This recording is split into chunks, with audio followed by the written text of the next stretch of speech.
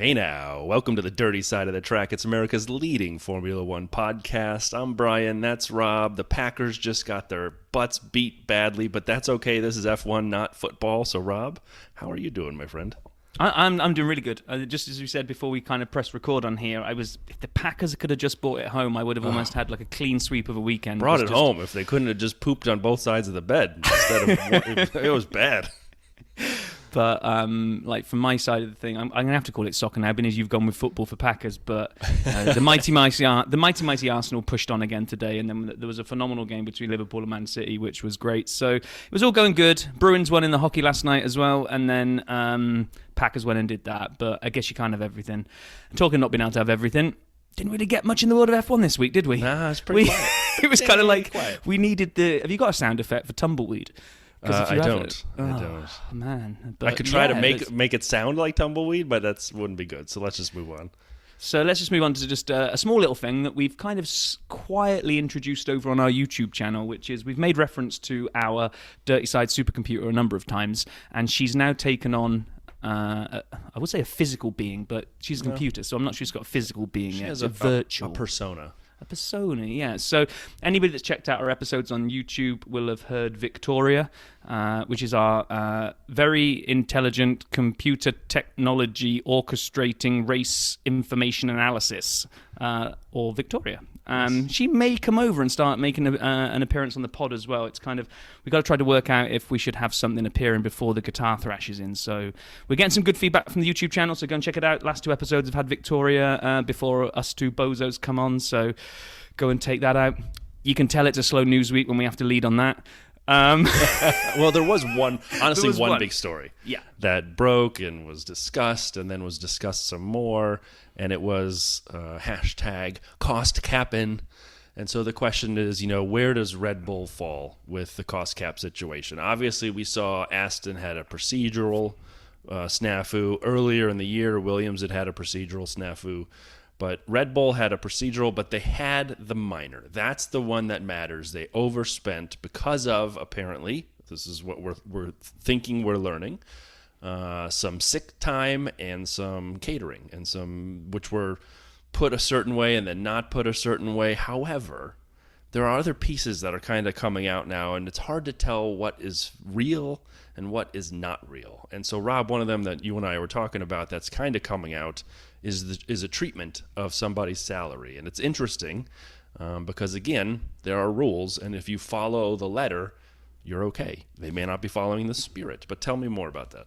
Yeah, it was literally just before we were getting ready to come on and record. I was surfing around just to make sure we hadn't missed any massive breaking news this week, and we were going to look like idiots because we hadn't covered the biggest story out there. We'll do that anyway. And, we can do that without any help, yeah. But suddenly found this one article. It's starting. Looks like reports coming out of German sources, I think, is that it's not catering and what was the other one? Catering and sick leave, which is the thing that these FIA accountants have said, no, you can't put that in that column. You've got to bring it back under your cap, and now you've got this minor. It actually seems to be bouncing more around Adrian Newey and whether or not his salary should or shouldn't be included under the cost cap. Apparently, it's a bit of a grey area as to whether he's actually a Red Bull employee or whether he's a contractor with his own independent company happening to contract into Red Bull. Now, we've said this for a long time, which is that when the aero designers find the loopholes in the regs to kind of push the regs to their maximum and even potentially a little bit beyond, there's going to be the financial equivalent of that. Now, if some accountant has looked at this and said, well, Newey's not an employee, and the spirit of the regulation might have meant anybody that's contributing to the car's salary has to fall under this. But if the wording said employees, and they've legitimately said he's not, who knows? And who knows if this will break all over again? It's got nothing to do with Newey. But that was the latest thing that was kind of popping up today, was it's whether or not because if he's included, he's likely to be one of the three top earners. But then if he then has to take the space of one of the three top earners, whoever was one of the top three that was being included, three goes to four and counts. Now, if it's only a minor, and people are saying it's not even up at the top limit of the 5%, it's below the 5% by a decent amount. And I think the 5% works out at 7 million. Let's split the difference and say it's 2.5%. They're about 3.5 million over. Newey earns, I would imagine, a lot of money. So if he wasn't being counted, that would leave them way under, which I can't imagine Red Bull would allow themselves to be way under. They would have wanted to be right up to the very, very touching the ceiling, right? So I don't know. Let's see how this one plays out. I like it better than they spent more money on fish fingers and chicken wings and stuff than they should have done, but not sure I believe it yet. What do you think, Brian? Well, as we have talked about offline during the week, I've kind of run the gamut of no big deal to there'll be no penalties to maybe this is a bigger deal and to thinking that each $1 million does make a difference and that if they can't follow the accounting procedures, that's a problem regardless whether they think they broke it or not. But now I really like this little thing coming out of Germany, and I was Toto is Austrian. He's from Vienna. He's a wiener. And so since he's not, it's not from him, but he maybe gave it to a friend in Germany to break because Toto's had a lot of this info from the inside, which, by the way, is a separate problem. Right? Like everybody who's known all this stuff before it came out, there's a leak somewhere. Yeah. But that's not the root cause of the discussion. It's obviously them breaking the cost cap. So the independent contractor thing is fascinating. And, here's the debate I have. Is the driver's salary is what goes into the performance of the team. The creation of the car is what goes into the performance of the team. Where does that stop? Because in like the NBA and Major League Baseball and the NFL and especially hockey, who all have varying kind of caps. Some are hard caps, some are not. It's just the athletes. It's just the product on the floor that matters. It's not the people in the back office. It's not the general managers. It's not the coaches who make a ton of money. That doesn't count against the cap. And so the idea that A, salaries count who aren't drivers, right, is a hard one. B, I get it. They can impact the design of the car, which in this example is part of the product on the course. So I kind of get that, but then this independent contractor thing really is a problem for me. And if it wasn't in the rules, they didn't break the rules, and that's fine. They aren't responsible for following the spirit of the rules. They're responsible for following the letter of the law. But if now the Golden State Warriors, who just re-upped 2 players, and next year are set to have a $300 million penalty on a $130 million cap, they could say, all right, Steph Curry's an independent contractor, and it doesn't count against the cap. I mean, this is like mind-bending to me if they actually did this, and kudos to them if they did and it worked. But, we got to get round 2 fixed. Or I guess it's probably too late even. The 2022 ship has sailed. They got to tighten these up for 2023 so people can't do this kind of stuff. If there's any kind of grey area in all of this, then like we said on last week's pod, and like me and you have spoken about during the week, this is one of those kind of tighten the rules up for next year and move on. If it was blatant cheating and not even in a grey area, then fine, throw the penalties at them that you've promised have got the teeth under this minor, which is unfortunately is quite a wide-ranging thing. Yeah, exactly. And unless they actually launch a nuke at the Red Bull factory and get rid of everybody, most of Twitter won't be happy because they want the minor to be basically eradicate Red Bull from existence. Well, 2019 Ferrari had the engine situation. They agreed to the penalty. No one ever found out what it was. That's what's going to happen here, I think. They're going to agree to something. We're never going to know. It'll be wildly unsatisfying. It's probably going to be like a day of wind tunnel time they lose, and we'll never know. But we'll see. In other news, this was kind of exciting that we had the Australian Sports Hall of Fame, and no, I'm not doing this just for you, Mark, but so in the Australian Sports Hall of Fame, they congratulated 9-time Formula One race winner, and the first Australian to win an F1 race in 28 years, Mark Webber, was inducted into the 2022 Sport Australia Hall of Fame. And as we all know, he was a great number 2 driver. Fantastic, guys. Not bad for a number 2 driver. Cheers. So congratulations to Mark Webber for that. That is really cool.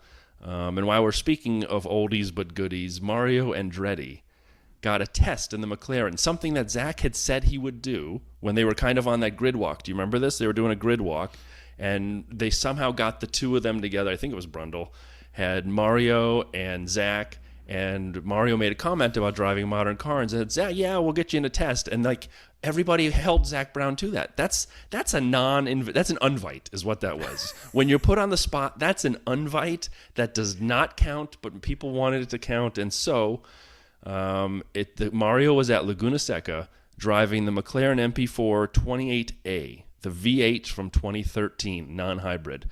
And he loved it. And it was fun to watch him go down the corkscrew and do his thing. I thought that was really neat. Yeah, I saw that. I thought that was pretty cool as well. So, will that be the closest Andretti gets to F1? Well, oh gosh, ouch. Possibly. Sorry, Andretti Global at Laguna Seca. And I have to do this really quickly. I have to say, good job to Rob. And I know that sounds easy to say. It's hard for me to do, but Rob nailed something about a month ago. And he said, boy, it felt like Alfa Romeo had really fallen off a cliff.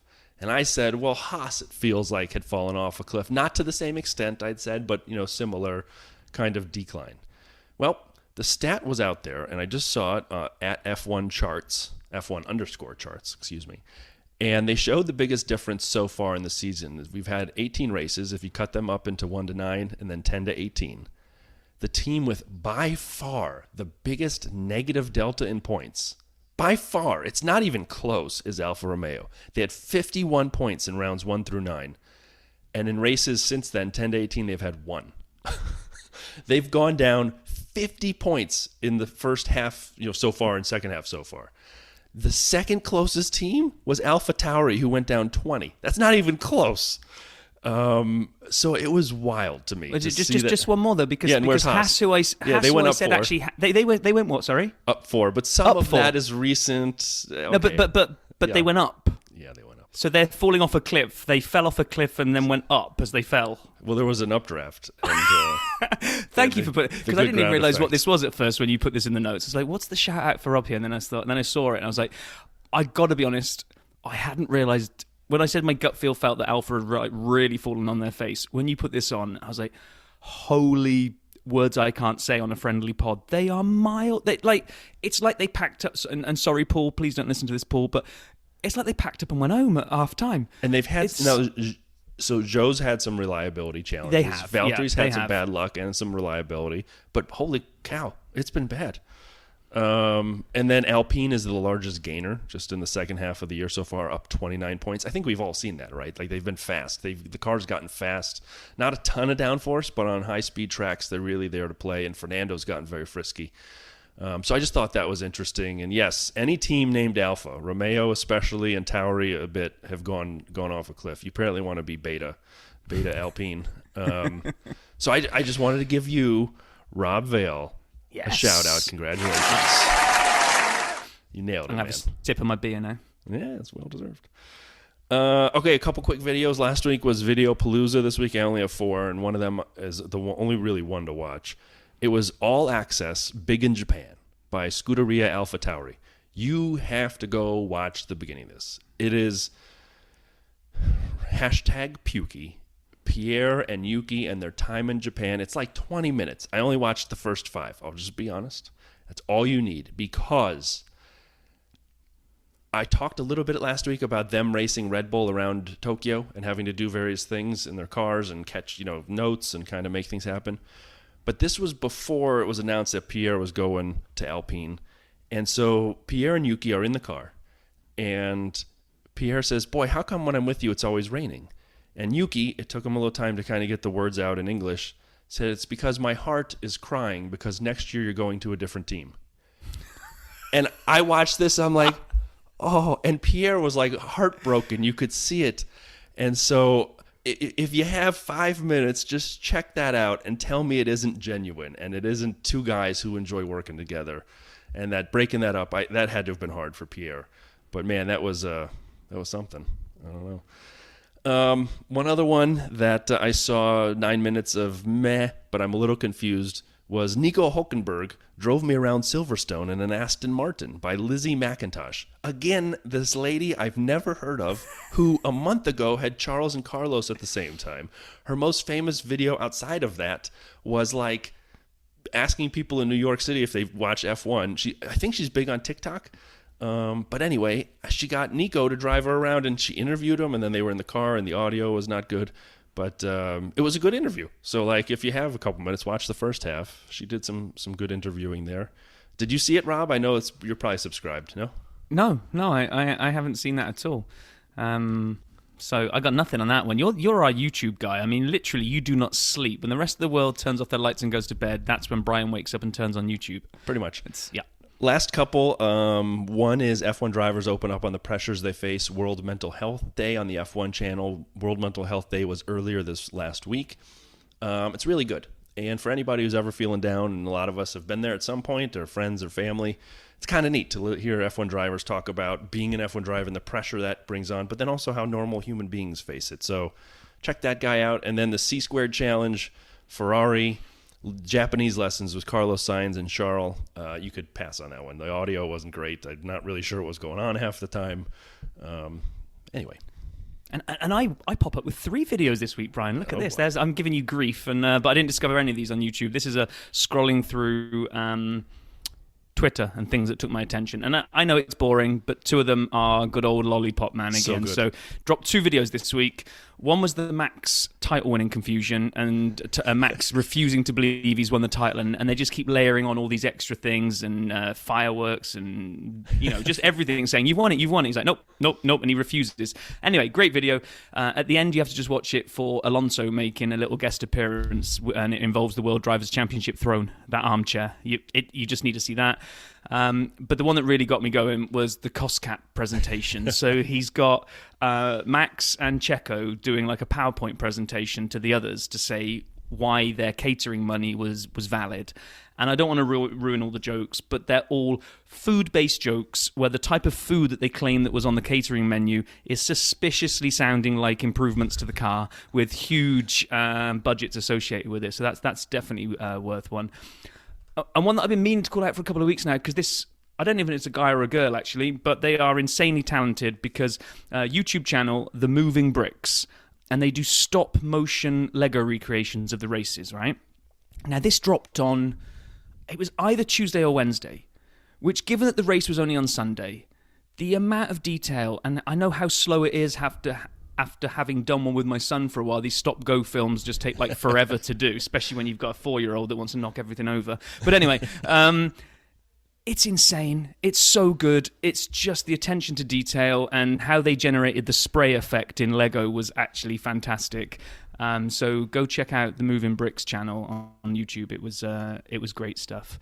And talking of Max and the videos on Lollipop Man, that's going to bring us to the end of News and Social and where we're going to go this week, Brian, which I realised we didn't actually start at the beginning to say what we're going to do today. So for everyone that's been hanging on in there to find out what we're doing, do you want to tell us what we're going to be doing, Brian?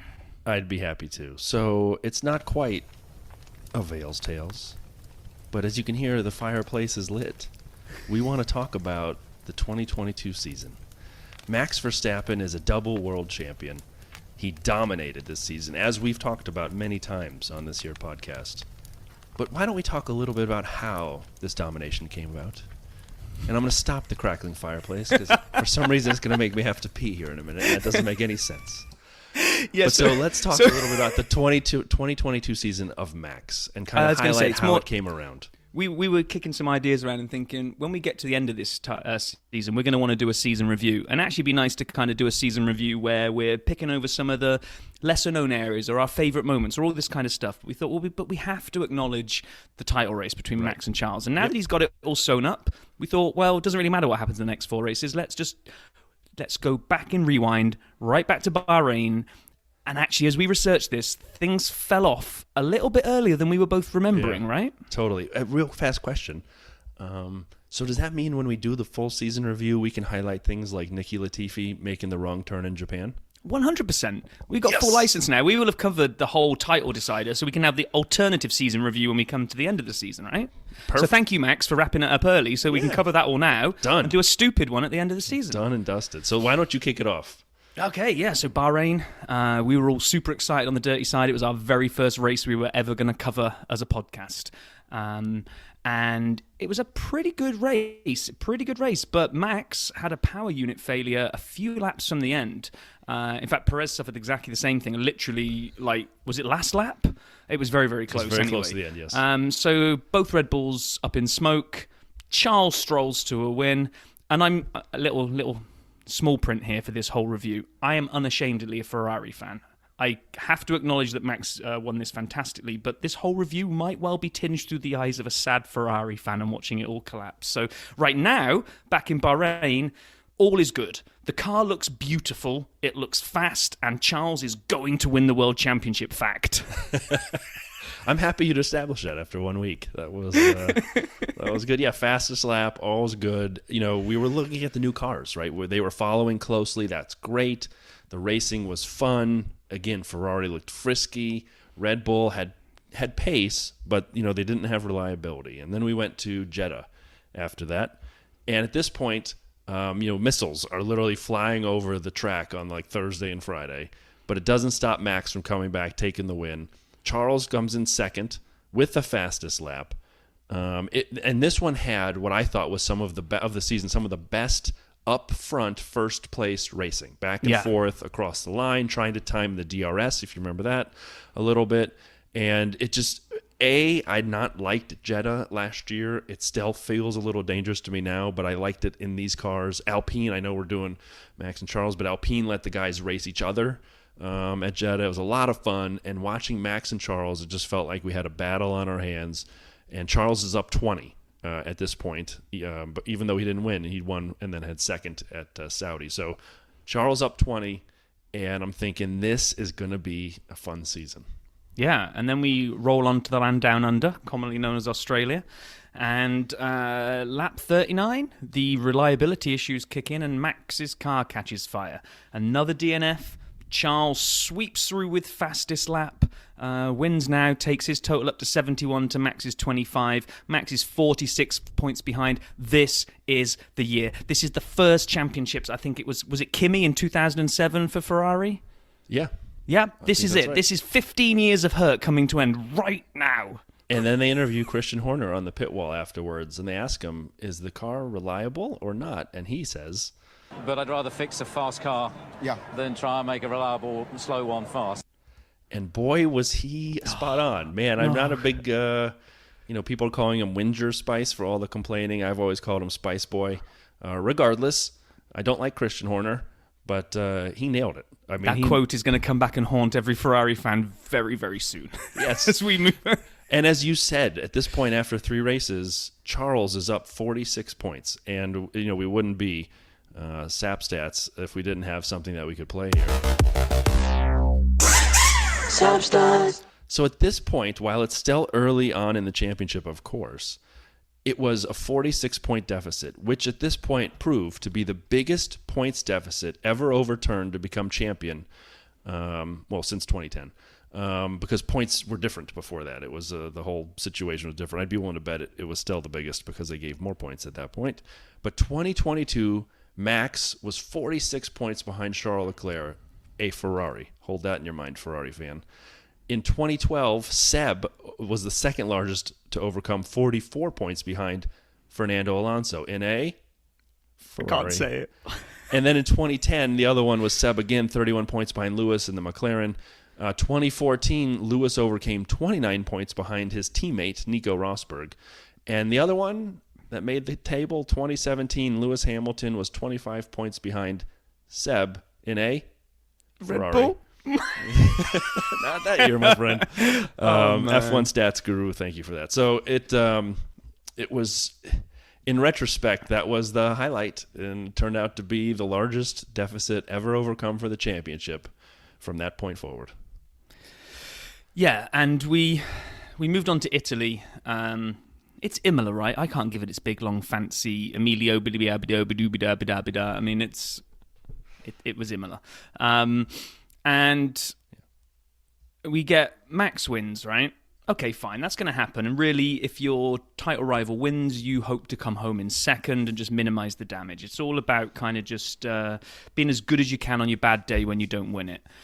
But now, good old hindsight here, Captain Hindsight, Monday morning quarterback, whatever you want to call it, we get our first hint that Charles may be not dealing with the pressure of where he is and the title he's going for. So he's pushing against Perez. He doesn't need to push as hard as he is. He's probably got the pace in the car, and he pushes too hard. He spins. he comes sixth and hands a nice big wedge of points differential back over to Max. So we now drop from the 46 that we had. We take 20 straight out of that. Max wins, Charles 6.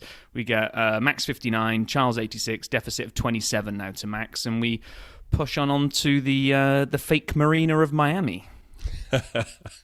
Yeah. So we go the inaugural Miami GP.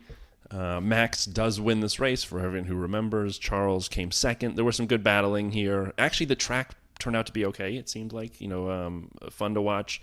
After the safety car, Charles still in front, though, even though with the second place. But Max cut into his lead.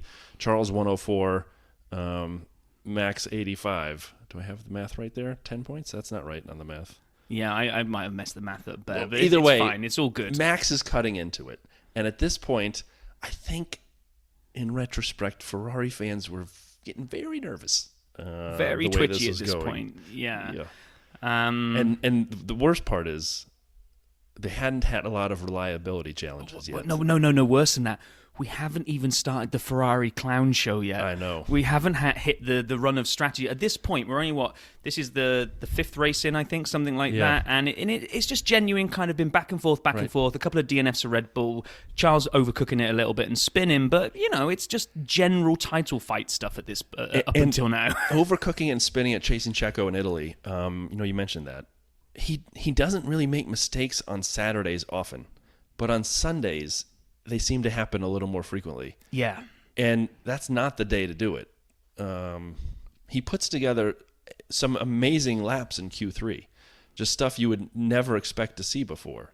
And, taking 0.2 off Max at times. But then on Sunday, and we'll get to more of them, it really, you start to see maybe Charles, I don't know what it is, but if he's trying to overcompensate for the team or errors, we'll see more coming soon. But anyway, sorry, we are on to Spain. We're on to Spain, and this one, this is only round 6. And there's a stat in this round that when I was researching it, I was thinking, no, I've got to have got this wrong. This can't be right. But, okay, we go to Spain. Charles gets a DNF due to a power unit failure, and Max capitalizes with both the win and the fastest lap. And he now moves ahead of Charles by 6 points. Okay, cool, that's fine. 6 points is nothing in Formula 1. But as I plotted out the rest of this season, and look back over the differential that we were tracking between Max and Charles, I don't remember this being right, but apparently it is. Round 6, Max takes the lead by 6 points. He will now never lose top spot again. Wow. No matter how many times we think Ferrari are getting closer, this is it. From round 6 onwards, Max is at the top of the leaderboard. And I've watched this whole season, and I still can't believe that's right. It feels like Charles got back at some point, but he doesn't. And we'll go on now to how many times he has a couple of little nibbles into the lead. But really, as early as that, it was over. They could have handed Max the trophy before Monaco, and it would have been correct. And talking of Monaco, and talking of the aforementioned Ferrari clown show, okay, we're 6 points. There's not a lot in this, but it all began in Monaco for the Ferrari clown show, right? Yeah.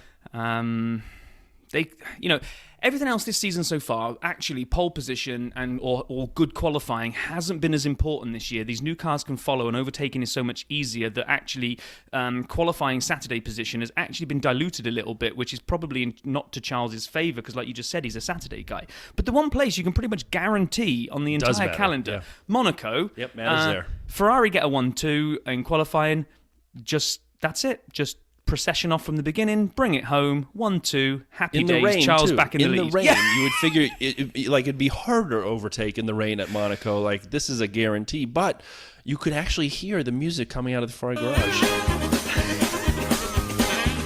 The season's just getting started for Ferrari strategy at this point. It was epic. And, Max only came home third. And it felt, watching Monaco, I was expecting, I don't know how to say this, more from Max, if that's a thing. It felt like he was just kind of coasting along, and it didn't feel particularly inspired. And he still finished third. He's that good.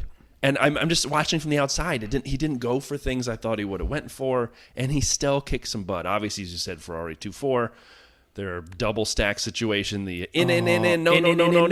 Yeah, stay out. And I'm already in the pit lane. Yeah. Oh, man. And this was the first time Checo showed off the wet track, street track chops. I know you're a Checo fan, right? Yeah. This is the Max and Charles story. Yeah, Checo.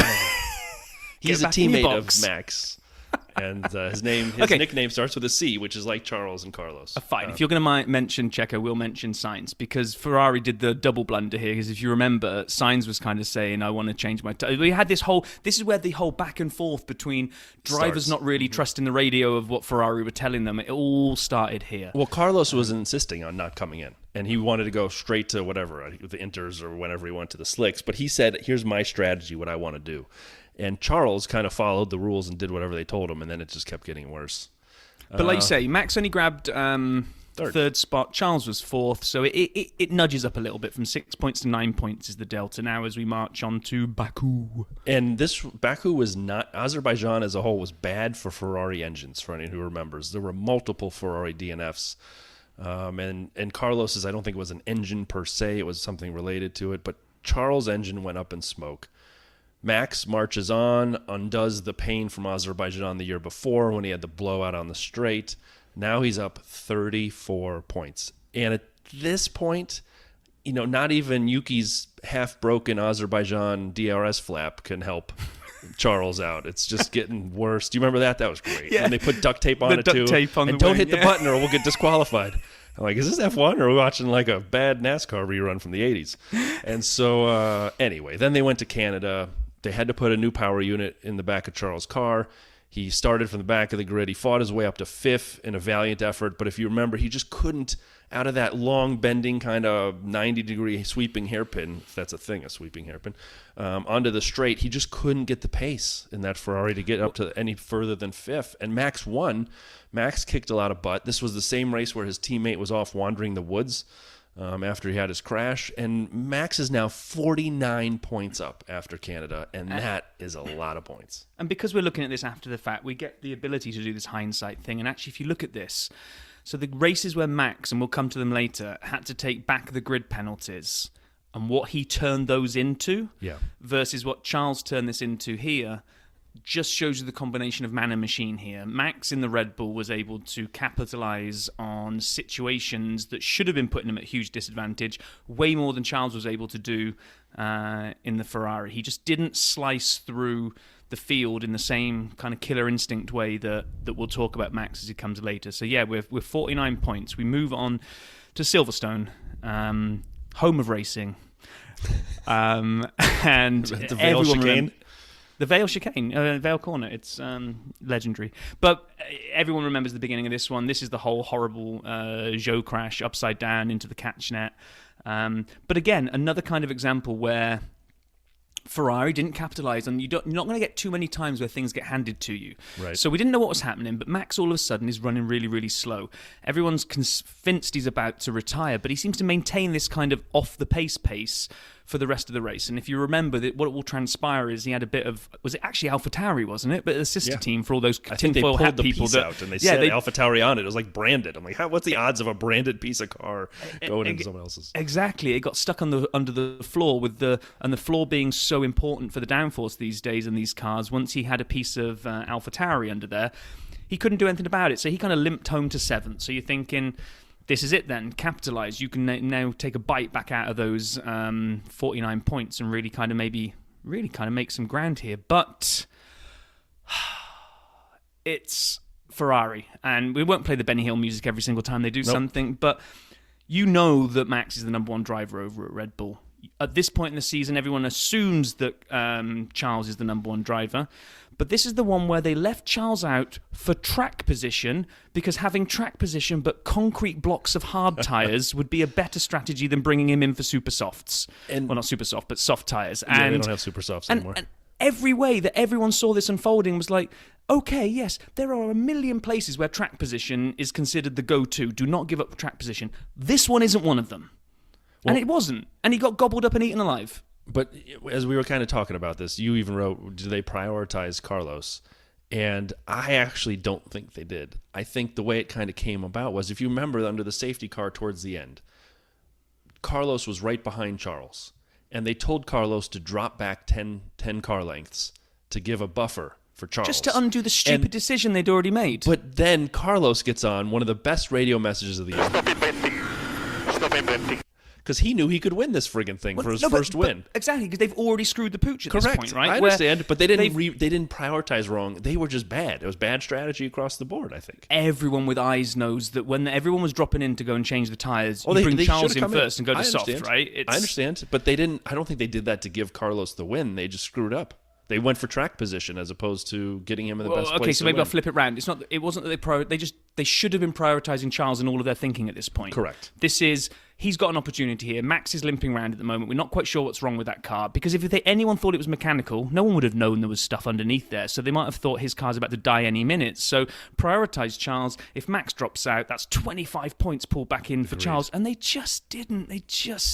By the way, can we give one other shout out to Max here? And even though this is the Max Championship Edition episode, the thing that blew my mind about driving with a broken car wasn't at Britain this year. It was actually at Hungary last year when Valtteri went bowling in the first round, the first lap at the first corner, and Max limped home in something like 8th or 7th. I can't remember. But he had like no side pod on the car, if you remember that. It was like ripped off, like a good portion of it from that crash. He was hit, and then he kept racing, and he was going up through the field. And you never really saw the car until I saw a photo a couple of days after that. It was mind-bending that he was able to get that thing home at all, let alone in the position he did. I mean, the guy has talent just oozing out of I know, and I can recognize that. I was just still very hurting at this point. So Charles does take a little bit of a nibble. He brings it down from 49 to 43 points, but not the kind of the bite into the lead you need to be taken. And then it was kind of Groundhog Day. The same kind of things in terms of the nibble kind of happened again, but this time actually not because of any like bad performance happening to either cars. We just had a banger of a race in Austria. We thought it was going to be a terrible race, and it was a great race, especially for Austria. So it was very surprising. Charles overtook Max a number of times, and it looked like Max was going to be gobbled up by Carlos too, until Carlos's car let go. And it was if you remember that, kind of going uphill on the on a big right turn, third or fourth corner, and it just was a massive explosion as he went off to the runoff area. And on Discord, JP said it was an ECE, an external combustion engine. That was the one where when he got out, the car rolled backwards and none of the marshals came to help him, right? It's on fire, and it's like a massive fire, and he's holding it like, can you come give me a block or something over here? And but so at this point, it was another little minor dip with Charles finishing ahead, and now we're down to 38 points. So people like Rob are thinking, there's a chance. There's a You're chance. telling 38, me there's a chance. It's like you keep nibbling these like 3, 4, 5, 6 points, and then maybe Max gets a DNF and Charles can win. We're right back in this. And then I'm going to call this as one of the big turning points in the season, right? So we head off to everyone's, especially pit lane Paul's, favourite tracks in the world, Paul Ricard. Right. Oh, I don't even know when to say anything. If you just play the sound, I think that sums up this entire race, right? I'm going to play it with the engineer asking a very important question in front of it. Are you okay? No! The driver error. It was. We thought there was a mechanical problem, and then they showed the reruns, and Charles was on the white, lost control of the back as he was on the line, and he was clear. Night. He was under no actual pressure. He was building a lead, and he didn't. It was just soul destroying. I feel bad playing that no sound. We had for anyone who's listened throughout the season, I said I wasn't going to use that for like 3 weeks, and then it found its way in here. It felt so visceral. Yes, and personal and painful. Because he left it all out there, and he literally left the championship out there that race. As you said, if you could have had one big points, he's 38 behind. That's not the end of the world. But now, after Circuit Paul Ricard, 63 points down. Yeah, and Max sniffs blood at this point because now he sets off on just an imperious streak of race wins that just snuff out. Like they often say, like, when you feel like you're able to close something out, you need to, and pardon the phrase, but you kind of almost need to stand on the throat of the opposition and kind of just end it, right? Yep. And that's what Max goes about doing now. None of these little kind of dips or anything. He just goes off on an absolute mega bomb of a street. And it starts with it starts with France. That's win number 1. Hungary, and going back to our Canadian point here, Max starts 10th. And he's now in damage limitation mode. Only he's not, because he's in a rocket ship. And he just swept through the entire field. And we had another Ferrari moment, didn't we? Yeah, well, I mean, a hard tire debacle. And again, I'm not going to play this every time. Okay, I'm sorry. I said I wasn't going to do it. But yeah, Ferrari screwed up yet again, and Max wins. And what I found fascinating is Max Verstappen's lead at the summer break, which is not the halfway point, as we've already made clear, but at the summer break, his lead of 80 points over Charles is the second biggest lead ever going into the summer break. And so I found that kind of interesting that he'd built up that large a margin, especially earlier in the year, he'd been the furthest behind that a winner had ever overcome. So that shows that domination. If anyone wanted to know the difference, 2022, as I said, Verstappen over Leclerc, 80 points at the summer break. 2011, Seb had an 85. I almost said it with an Australian accent over Mark Webber. 85 points, mate. That was horrible. 85-point lead. I wasn't prepared. Over Mark Webber, who just got inducted into the Australian Hall of Fame from continuity perspective. But so, yeah, just domination. And the thing is, it just continued after that, after the summer break. It did. And actually, and just one thing we didn't touch on that I saw here that I put in the notes was that this was the one, if you remember, after Max has swept through the entire field, he did the spin out. He did the 360, which let Charles go past him as if he was just toying with him.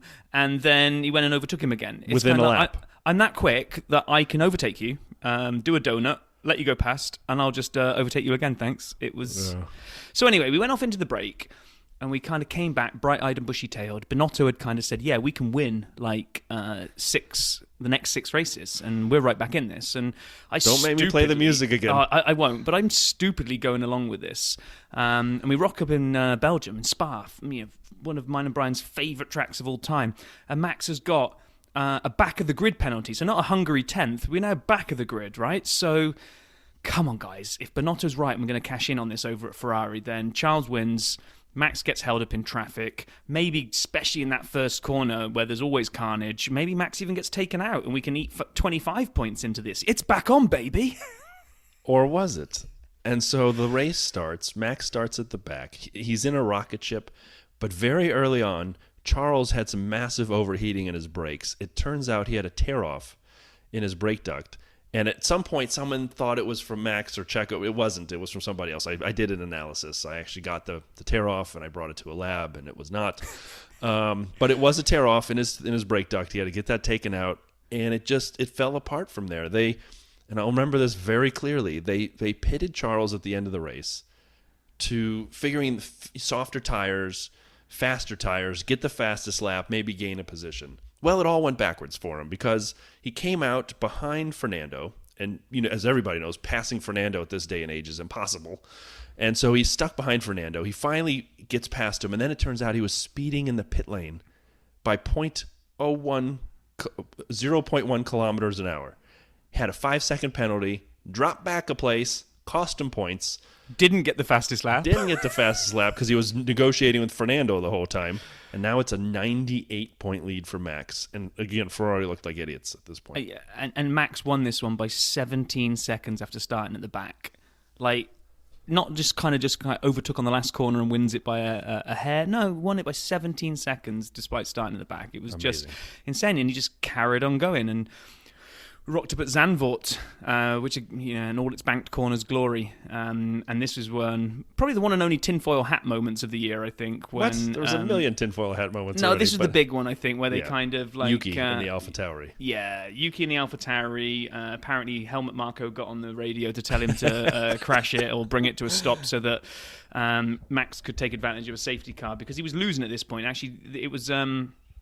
looked like it was going to be Charles's day. They were starting to pull away, and then the safety cars just didn't go their way. And this is one where staying out. Then they did both pit, but then Max's car was too fast, and then Charles got pipped by Russell at the line. But back to the Yuki thing. I still find this one weird. He thought the tire wasn't fixed after his pit stop, pulls over, loosens his belts. They say, no, everything's okay. He drives in slowly, no belts. They change his tires. They tighten his belts and then send him out to just stop on the side of the track where they can't easily recover the car. So you're right, it was the best tinfoil hat conspiracy theory. I don't think it's true. No, but, I don't. It was a good one. It was very confusing when they took him in, sent him back out, and then told him to pull over. I'm like, you was just in. You couldn't have... Yeah, exactly. And with Max winning it, I think this is whatever it is, the third or fourth on the spin now, and we head off to Monza in the Temple of Speed, which, I'd kind of been hoping for a Ferrari good show, but the Red Bull is just so fast at this point. Knew he was going to win here. It was just obvious. It was like, hey, we're going to a circuit that favours a fast car. Oh, man. And Max did not. Again, pressure's on him, right? But he just doesn't put a foot wrong. Just makes it 5 on the bounce. We finished under safety car. Yeah, I was thinking the same thing. A little anticlimactic finish, but I thought it was appropriately judged. Max's lead goes up to 116. And then we go to Singapore. And boy, was it raining in Singapore, if anyone remembers this. First mathematical chance, as Rob would point out, that Max could have closed it out. This was where he was coming around on a banger of a quali lap for pole. He had the time in the bank. And as the last corner, he had to duck into the pits, and he basically did the George Carlin 7 Dirty Words impression on the radio over and over again because it seemed as though he didn't have enough fuel. So he ended up starting in the back, and one of Lollipop Man's finest videos. Where'd you start? 7th? Where'd you finish? 7th? Must have been boring. But then they showed his race and how chaotic it was. And so he finished 7th. Max did, with Charles finishing 2nd. So a little dip back into the points. Max only up 104. However, I got to highlight something here before I let you talk about Singapore. The lockup that Max had towards the end of the race when he was like really going for it and trying to get people at the corners, late braking, outbraking them. He had a lockup that was it was a 4-wheel lockup, and it went straight off the track into the runoff area. And it just kept going for like what seemed, as we joked at the time, all the way to Japan to start the next race. He spins the car around on what have to be squares at this point, and he has to go into the pits because it was that bad of a lockup. He couldn't continue on those tires. As we said, he finished 7th. I saw a photo not long ago of the road, because it's a street track, in Singapore. And there are 2 lines that are so dark, that are so long, that are still there. And it is, it is fantastic. I mean, Max has literally left his imprint on that road for, I'm guessing, a serious amount of time at this point. That's going to be months until that stuff's gone. But anyway. Yeah, absolutely. So kind of, he missed that chance to get it, but even if he'd have won that one, I think it needed a whole bunch of things to go his way in order for it to be mathematically certain, which is kind of ironic because he ends up winning it, as we all saw last week in Japan, in a way that no one realised was mathematically certain because no one was sure what points were going to get given out. But Full points? So let's not kind of go down that one again, but I mean, we all saw last week's, and he just from that moment back in the middle of the year, back in France, let's not play the radio again, but It really, although obviously he'd taken the lead in round 6 in Spain, I really think France was kind of that big sliding doors moment that, I agree. Charles is winning that race by pretty easily. Didn't need to do what he did, and just fully hands over momentum to Max. And let's be honest, he takes it and runs with it big style. After those, in 2 of the first 3 races when he had the DNFs, after that, it never felt like he was that far behind, no matter what happened. Start at the back, win. Engine grid, penalties, get up there. You lose part of your side underneath your car. You got AlphaTauri, still finished 6th or 7th. He never was out of anything after that point. Yet Ferrari, between strategy and driver error and reliability, was out of everything. It felt like going forward. So, and it wasn't always Charles. Sometimes it was Carlos. But blah blah blah. My point is, Max put on after the 4th race onwards one of the best seasons. And we've talked about it. He already has, he has a chance if he were to win out.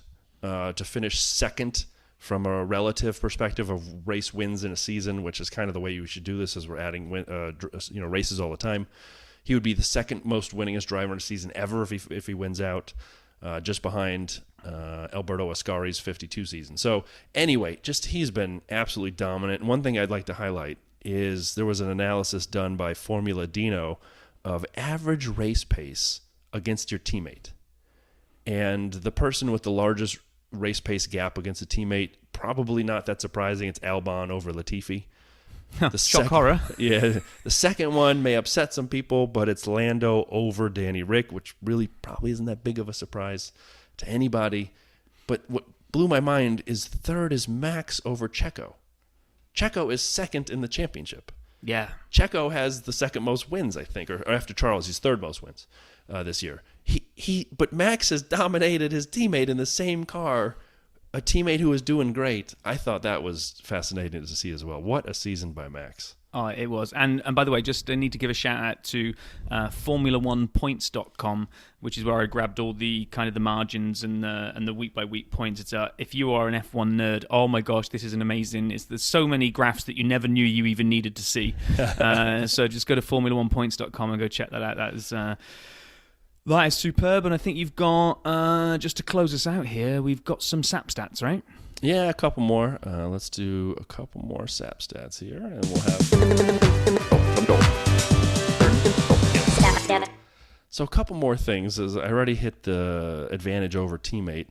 Max is the youngest two-time world champion by second place. First place, youngest two-time world champion, Sebastian Vettel, was 24 years, 3 months old. I'm not going to get into days, but let's just say 24 years, 3 months. Max is 25 years old. If you remember, it was his birthday not long before Japan. So Max is second in that regard. Third, Fernando Alonso, when he won his second championship, 25 years and 2 months. So very close as well. And then fourth is the great Michael Schumacher, 26 years, 9 months, which is a big delta. So really it's Seb, Max, and Fernando when you think of the youngest people to ever get the first two titles. And that's some amazing air that he is in. And then I wanted to highlight of active drivers, the people who convert pole to win the most. Now, this one's kind of a weird stat, so give me a second to explain this one, because we haven't talked a lot about Max on pole. He hasn't had that many poles this year. He's had some, but not nearly as many as Charles. We've talked about Charles and his Saturday dominance. Max has converted 72% of his poles to wins. That is highest among active drivers. The second place is Fernando Alonso at 64%. So Fernando's not far off. However, one of the lowest, and the lowest one on the chart here, is Charles Leclerc at 22% of poles to win. And this was in the Formula One subreddit. I just wanted to highlight that because that is shocking to me that a guy, and again, if you were asking me and I were starting a team and we were all drafting drivers, I would have Max, personally, I'd have Max first, today's Max, and then for me, before I saw that stat, it would have been like a Lewis, in 1 year, Lewis and a Charles debate. And if it were like a long term, I might have put Lando up there, or George. But 22% pole to win conversion ratio, that has to be looked at. You're starting first by definition of pole position. And yeah, go ahead. No, what's not on your stat here, which is the reason, and a big, huge reason for that 22%, is because Max has won so many races when Charles has had poles. So not only has Max converted 72% of his own poles into victories, he's converted some ridiculous percentage of Charles's poles into victories. He's eating his lunch too. Oh my gosh, it is. Yeah. So, I mean, it's been it has, from a Ferrari fan, not so much, but you have to admire the skill that Max has brought to the table there, combined with an amazing car as well. So yeah, congrats, Max. It's been a great year, and he's finished top of the leaderboard. Talking to people that might finish top of the leaderboard, what a segue, eh? What a segue. This week on DRS, we were able to speak to Andy, who is currently heading up our F1 Dirty Side Fantasy League. So let's go and take a little listen and see how we got on with Andy. We are super excited to have a 100 Seconds of DRS guest with us this week, Andy. Andy, for everybody who listens to the Dirty Side and who participates in our fantasy pool, he's the leader. He's leading by like a country mile, as we would say here in the States. It's not even close. And so, Andy, welcome to the podcast. Well, thanks for having me. Thanks for inviting me. I'm quite looking forward to this. Yeah, well, we're quite looking forward to this too. Now, my first question. Oh, wait there. Before you get going, Brian, just before you get going. Yeah. I need to say two things to Andy. Well, number one is thank you. Oh, you're welcome. Thank you for keeping Brian off the top of the leaderboard. I could not have bared it if he was top and crowing over everybody. It's bad enough that he's beating me. At least there's somebody else keeping him in his place. So that's the first thing. Thank you for that. Second, shall I just show myself out and let you two fantasy nerds have a date? That would be fine. I was trying to figure out how to mute you anyway as you made that first comment. But I actually, my first question for Andy is about fantasy. Jumping right in, I want to learn more about, Rob and I want to learn your sort of passion for motorsport in a second. But are you cheating to beat me so badly? No. I do spend hours every week on my fantasy, I must admit. But I'm not really doing anything different to what I've done the past few years, where I've done okay, but nowhere near as good as this year. I think this year I've just been very lucky. I think with fantasy, you can put in the effort and that gives you a better chance. But a couple of DNFs in the wrong race and you're completely trying to find a word I can say that's not swearing. Screwed. In trouble. In trouble. Well, screwed was the word I was going for. I wasn't sure if that was. Yeah, I think that's the line somewhere around there. Is fine. Okay. So previous years I've done the same and just it's gone badly. So I've been lucky this year. Well, aren't you like double digits in the world at this point? Or? Not right now. I've actually dropped down to 110th about that. Oh no! How do you sleep at night? I'm like 260. I'm right behind you, man. That's quite a long way behind, Brian. Out of 1.6 million, I'll take it.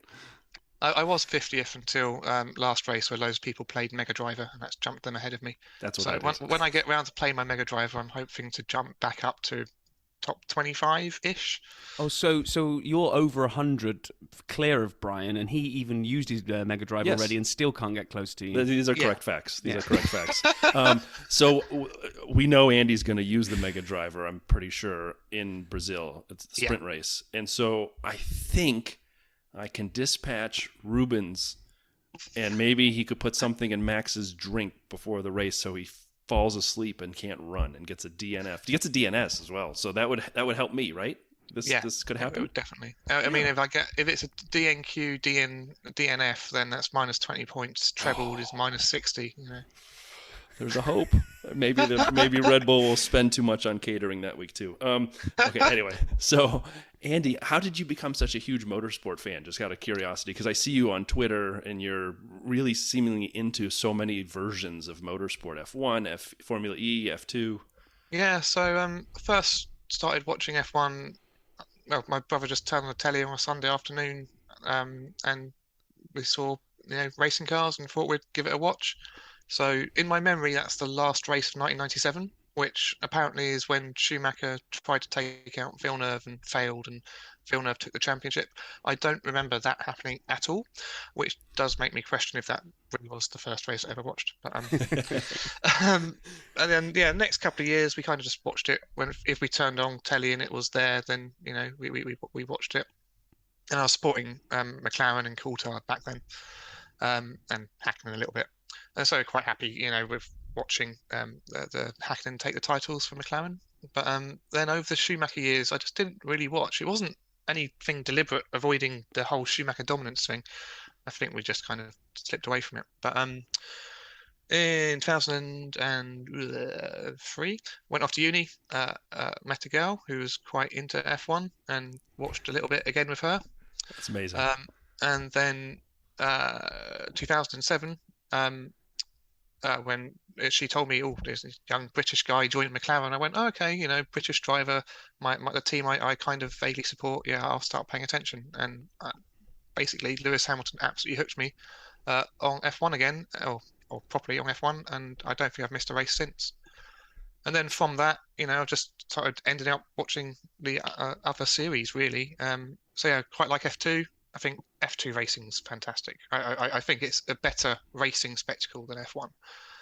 But just the amount of stuff around it, people talking on Twitter and forums and fantasy games, I still have F1 as my biggest main one I'm into because of that.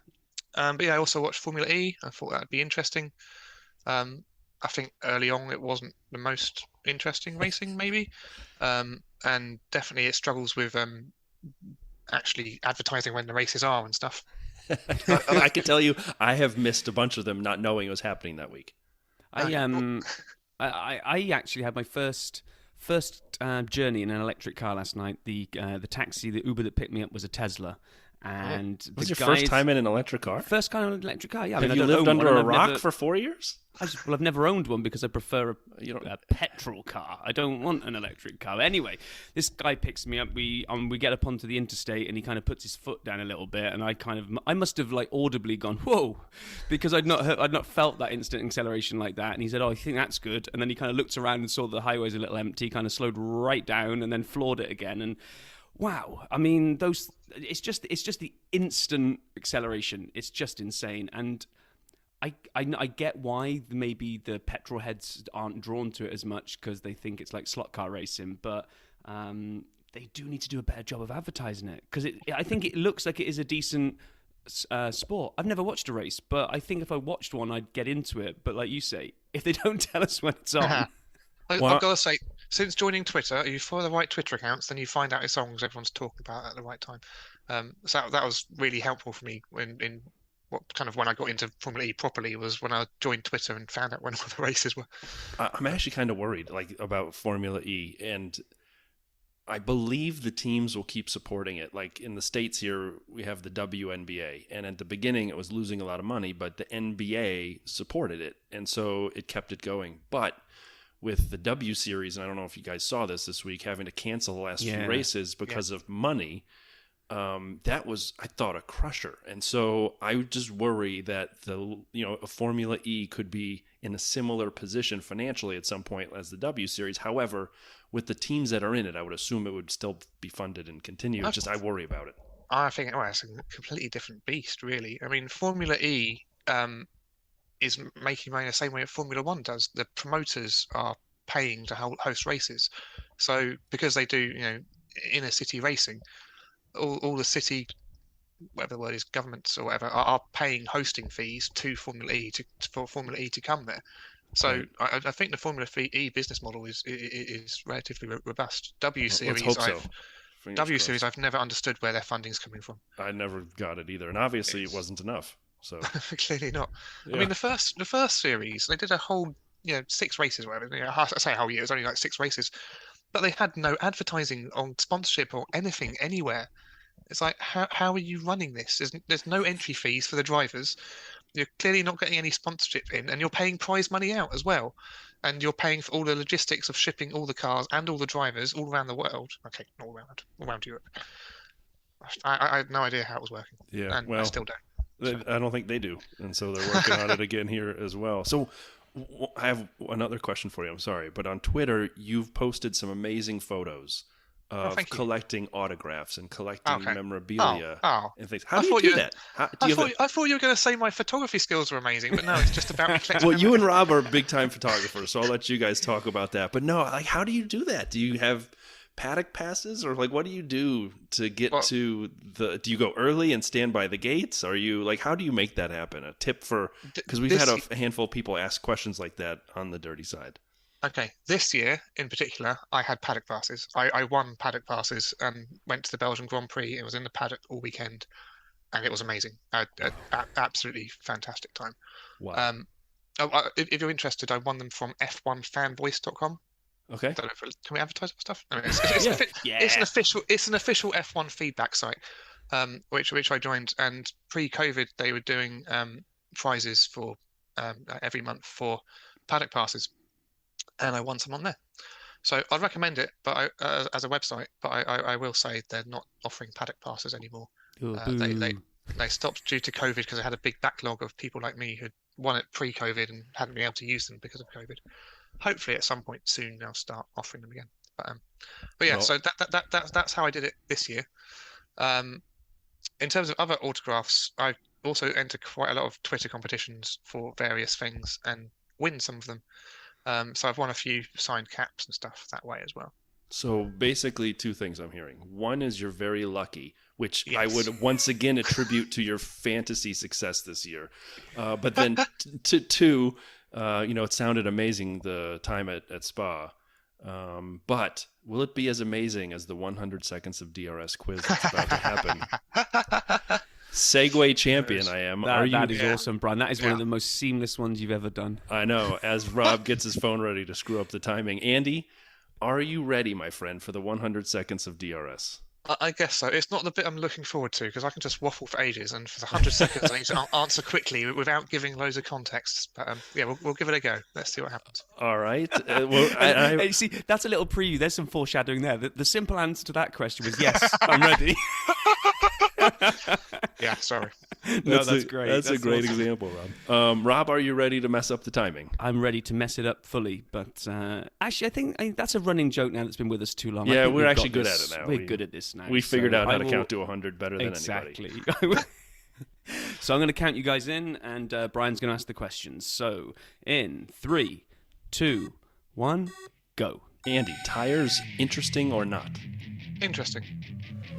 Wet or dry race? Ooh, dry to wet.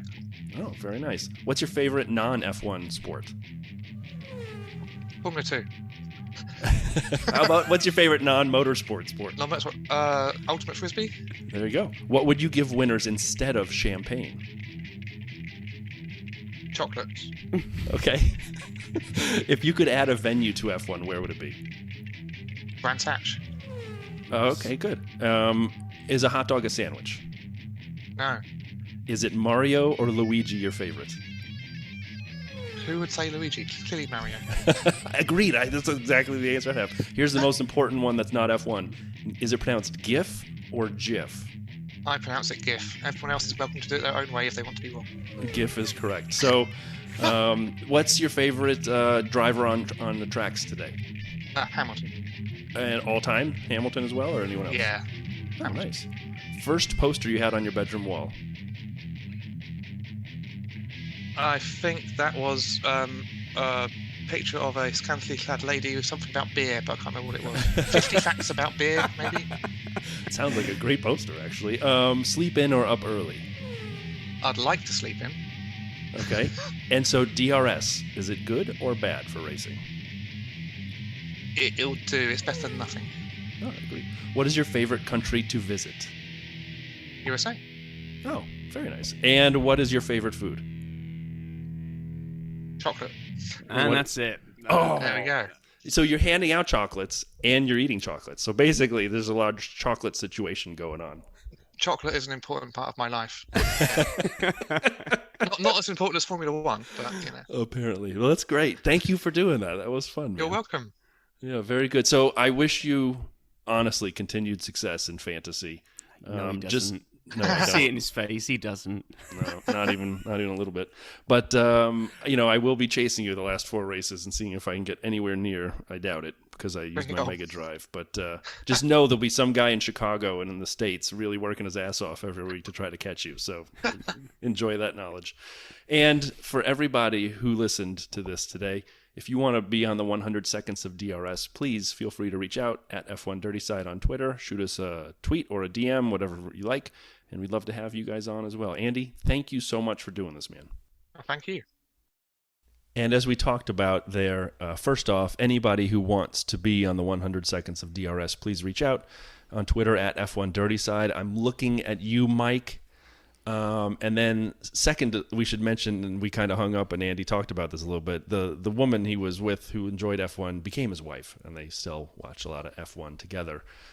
He's like, I should probably mention that. I should have said that. Now she's going to listen and think I forgot that I should have said that. So no, Mrs. Andy, we know he said that. It just didn't make the last edit. And here it is. Is everybody excited? America's leading Formula One podcast is leading up to the Austin GP. Cannot wait. The Circuit of the Americas run coming up from our blog here. Rob, are you as excited as I am for this coming week?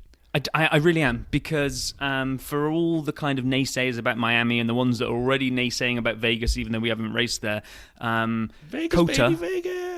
COTA has got a good vibe to it. Yeah. It really has, and that really shouldn't be a surprise, because apparently, according to the research, it was the first purpose-built track for F1 in the USA. They actually, rather than try to shoehorn F1 into something else, like a parking lot in Vegas. Yeah. They set about building something that would be designed for the current cars.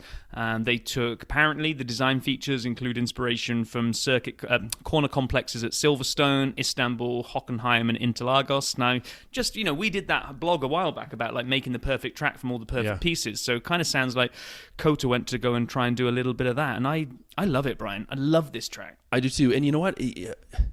There are very few people who actually don't like the track itself, COTA. Like, you don't see a lot of people giving slander to the track. Now, they may talk about the fact that you have Shaq standing on the podium at the end, and he doesn't leave. He just stands there, and he's taller than everyone on their podiums. He's on the ground, and he just feels he's part of the show. They can talk about, the grid walk with people who don't know what F1 is or whatever. But very few people actually have any bad things to say about the track itself. I love the fact that it's a purpose-built track. I absolutely love the way they come up the start and go uphill and with that left-hand turn. Everybody goes off to the right when there's any battling. It is a great start. It is a beautiful track. They've got this massive 250-foot tall observation tower, 360 degrees, including you can see downtown Austin. It's got an amphitheater, or as my wife would say, amphitheater. She really hits that I don't understand why. It can hold live concerts there. It's 3.4 miles long, 20 corners, usually about 56 laps run. And the drivers seem to like it too. Yeah. Like, you don't hear people crapping on it like they do Paul Ricard. So it seems like it's got what we've always needed here in the States, and we've had it for a while now, but a purpose-built, solid racetrack. And it's not just F1, right? I mean, there's a lot of series that run there. Yeah, and if you take a look at the picture that I used for the blog this week, when I kind of looked at America's love affair with motorsport, right? Because a lot of people kind of write the USA off as kind of being these Johnny-come-latelys to the F1 scene, and F1's been here since the 50s. It's just never really stuck, and I'm hoping that's changing. But one of the things I kind of looked when I picked the picture for COTA, there's a picture I've taken there, and there's like 5 cars wide going around a corner because they built this thing to be wide. They haven't really tried to throttle the track too much to make it too narrow where it's going to be hard for overtaking. So I'm kind of really looking forward to seeing this year's cars on that track as well. I mean, like you say, they have to, I guess, for revenue to kind of keep the place going, but they've opened it up to IndyCar, LMP1, MotoGP, NASCAR, probably lawnmower racing. I don't know, you name it, they've got it going at this track. And the only kind of downside, as we spoke about previously, is the W Series was supposed to be held here, and obviously they've had to can that because of cash flow problems, which is quite disappointing, but solid racetrack. We've probably totally oversold it now, and it's going to be a snooze fest, but I can't wait. And also, based on Pit Lane Paul last week, I can't wait to see pictures of him rocking his cowboy hat. I'm hoping for kind of full-on kind of chaps and everything, right? Well, Danny Rick always busts that out too, right? He always kind of has and he shaves into a mustache. I mean, Danny Rick embraces America as well as anybody. So we've had Lewis has won here 5 times. Seb, Max, Kimi, Valtteri all have won. Mercedes with 6 wins, Red Bull 2, Ferrari 1. The current lap record is Charles from 2019. But here's one last stat that I found fascinating. I actually found it before last week and didn't get a chance to highlight this before Japan. So Red Bull has now won... so let me phrase that. Red Bull has now had a top 2 finish in 17 straight races. That's been done 2 other times. 17 is the record for most times finishing within the top 2. Williams, through the 93 and then into the 94 season, doesn't have to be in the season, this stat, 17 races finishing at least 1 or 2. Mercedes, 2014 and 2015, 17 races finishing at least 1 or 2. Red Bull, all in 2022, now has 17 races finishing with at least 1 or 2, because the ones Max didn't, Checo did. So if Max or Checo can finish first or second, it will be the longest top 2 streak in the history of Formula One. And you wouldn't bet against it happening this weekend, right? Unless there's something calamitous that happens to the Red Bulls. One of those two you would expect. Mind you, it's quite a twisty-turny track, right? Because this is one where, like, when we finally get round to having the Rob versus Brian and we do the F1 game, we're not doing COTA, because I just can't do it. It just flips back and left and forth, left and right all the time, and I can never find the right line. It's just... even with Chase Cam on and the green line, I can still only get like the first 9 or 10 corners, 8 or 9 corners, and then after that, I'm screwed. But by the end, I can't remember. I know it's a high-speed corner, but I'm taking the wrong angle. I missed the apex. I'm going off. But I do have a question. So I don't have anything else on COTA. Do you have anything else you want to hit there, Rob? No, just giddy up and let's get there. Well, I have one last question that you kind of actually, I didn't have this in the thing, but what you kind of brought up. What are the odds, you said odds, of Max or Checo not finishing in the top 2?